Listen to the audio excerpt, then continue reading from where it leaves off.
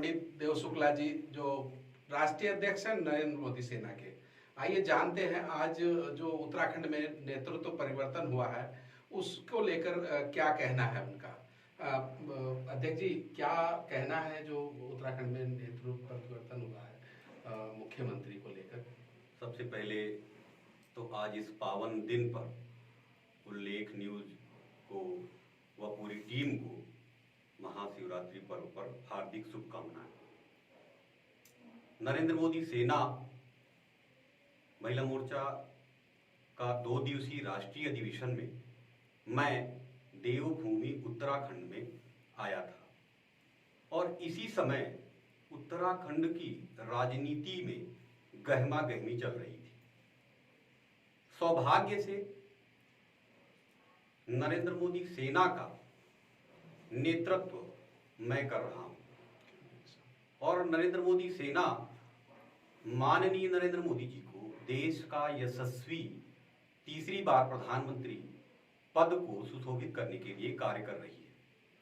जब हमें पता चला कि उत्तराखंड में भारतीय जनता पार्टी का शीर्ष नेतृत्व मुख्यमंत्री का चेहरा बदलने का प्रयास कर रहा है और हमारा राष्ट्रीय अधिवेशन महिला मोर्चा का चल रहा था, मेरी लगातार नजर उस समाचार को लेकर थी।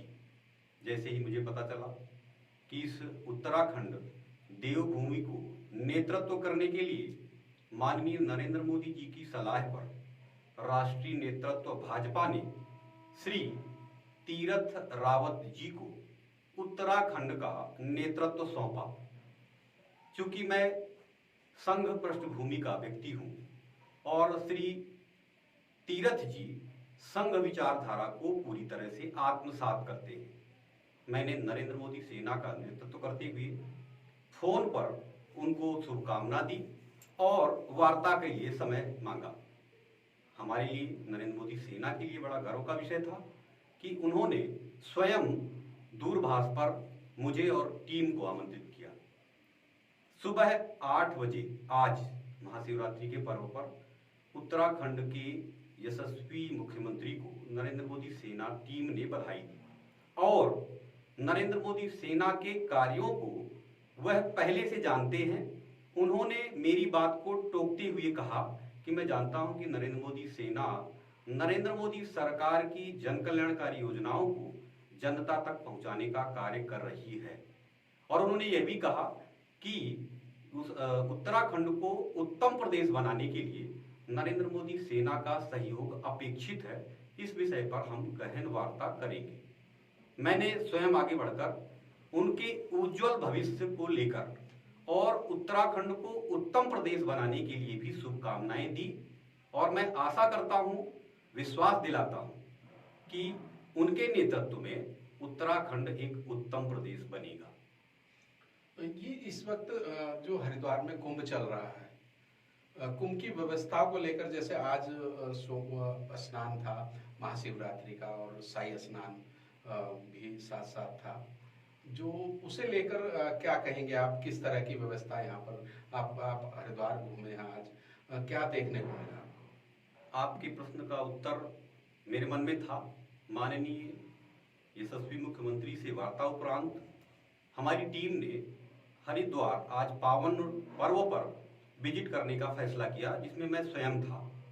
निश्चित रूप से हिंदू धर्म के लिए यह पर्व बहुत ही महत्वपूर्ण है और हिंदू धर्म में हमारी सारी भारतवर्ष की जनता आती है। मैंने स्वयं अनुभव किया कि इस पर्व पर शासन की तरफ से जो व्यवस्था होनी चाहिए थी वह मुझे कहीं ना कहीं कमजोर दिखाई दी और मैंने अपर मेलाधिकारी, क्षमा करिएगा, वार्ता के उपरांत उन्होंने भी यह महसूस किया। मुझे आपके चैनल के माध्यम से यह कहने में कोई संकोच नहीं, क्योंकि मेरा जो काम है वास्तव में जनता के कल्याण की, जनता की सेवा के लिए दायित्व सौंपा गया है। मैं इस चैनल के माध्यम से अपर मेलाधिकारी महोदय को उनसे वार्ता उपरांत यह कहना चाहूंगा कि शासन की तरफ से उपयुक्त व्यवस्थाएं रही होंगी, लेकिन जमीन पर आज दिखाई नहीं दी।